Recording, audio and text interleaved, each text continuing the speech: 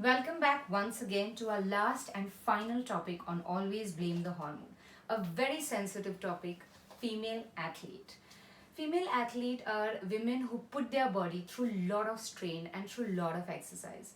Also, most of these strenuous exercises and very demanding sports with challenging routines can have an effect on their entire hormone profile.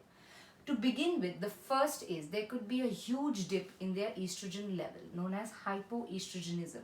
Hypoestrogenism is a condition where, if continued over a longer period of time, can result into low bone mass and low LH levels.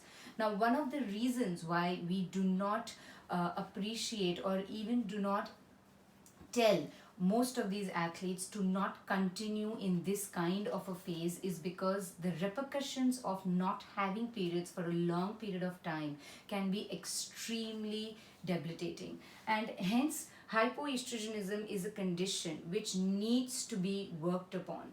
The athlete needs to be discussed about their menstrual cycle either by their parents or their coach, or if they are working with any kind of a nutritionist or a gynecologist. The most important factor also with a female athlete is they are always trying to get their dates right around their competition, and that might require them to take certain kind of pills or hormones to delay or to get their periods sooner, and that again can play a lot with the normal hormonal cycles. And because of these hormonal medications, and over and above that, certain kind of workouts or sports that are demanding where there is high resistance training involved, with an increase in muscle mass, there could be something that is known as hyperandrogenism, and here it could result into high levels of testosterone. While high levels of testosterone are good because that helps you with the muscle mass, if not in the correct ratio with the other hormones, they are going to result into a lot of other side effects. What also happens is the cortisol burnout. Cortisol is your stress hormone, and with athletes where there is a mental and a physical stress that happens, this cortisol burnout, either extremely high due to overtraining or very low due to a hormonal imbalance, can again result into a collapse of all these hormones, with the progesterone level being affected and resulting into further hyperandrogenism.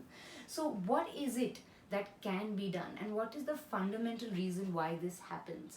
A lot of sports are demanding where it is important to make sure that they are weight demanding sports. That means there is a category of a particular weight in order to make sure that you can play that particular sport. So in these weight category sports, you're always trying to make sure that you're staying in that weight, and because of that weight zone, there might be a higher energy expenditure, way higher than the intake.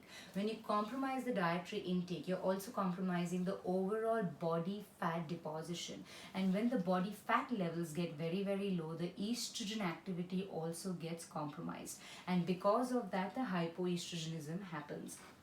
So how do we deal with women in certain sports where leanness or excess mass is a requirement, or making sure that they are very low on their caloric intake in order to attain flexibility? So our first line of action with people like them is making sure that you try and gain a couple of kilos of weight. Just a basic 1 to 2 kgs of good weight mass can change the entire outlook of their body towards the hormones. A 10% reduction in their exercise load. Again, both these strategies need to be worked in very close discussion with the coach and the trainers. Discussing with the gynec and involving her at some point if there is a huge disturbance in the hormones resulting into absolutely no periods, whether they should be considered putting on an oral contraceptive pill. Nutritional and psychological counseling for behavioral modification is also very critical for these athletes, because the fear of weight gain and the sheer fear of trying to perform under their periods or during their menstrual cycle, which might hamper their overall performance, is something that needs to be dealt with at a very sensitive level. And lastly, it has been my experience with a lot of clients where we try and plan the rest days usually around their ovulation phase, because during ovulation most of the women feel extreme fatigue, and if discussed with the trainer and the coach, you can reduce the training load or create a rest day in the month 2 to 3 or 4 days of rest during the phase of ovulation, you will observe that your recovery, your hormone profile, your testosterone level, your periods do get much regular. So this is where we are. It's a very complex condition. Not everybody could be having everything of this, and hence a female athlete needs to be spoken and discussed about their menstrual cycle as freely as we can, so that they can open up and talk about the challenges that they are facing. So here we are at the end of my series of Always Blame the Hormone.